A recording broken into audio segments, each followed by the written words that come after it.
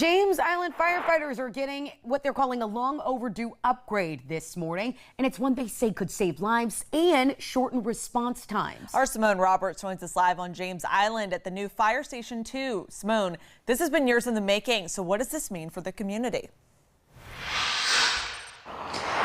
Well, good morning, Anna and Shelby. So James Island, after 2 years of planning and construction, are getting to put the finishing touches on a new station built not just for today, but the next 50 years. Later today, the town will be able to put a bow on this building right behind me.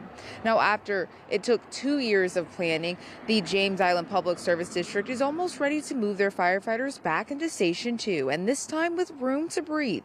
The district broke ground in October of 2024, working with Charleston County to secure $6.5 million for construction.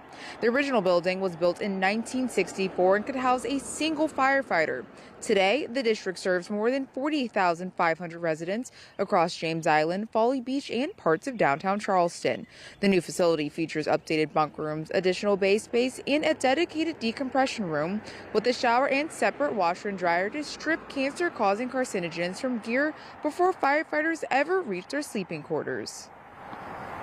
Having this new space, which was designed for not only firefighters for now, but for the next 50 years.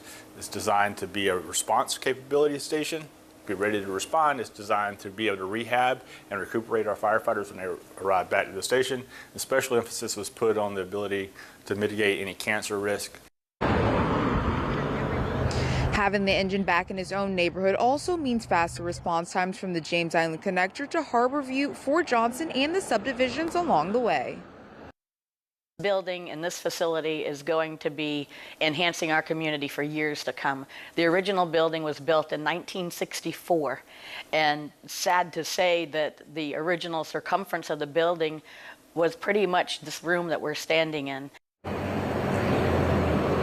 Now firefighters will have a permanent home here to meet their needs. The ribbon cutting is later today at 3 p.m. and fire officials say that they're hoping to move in later in April.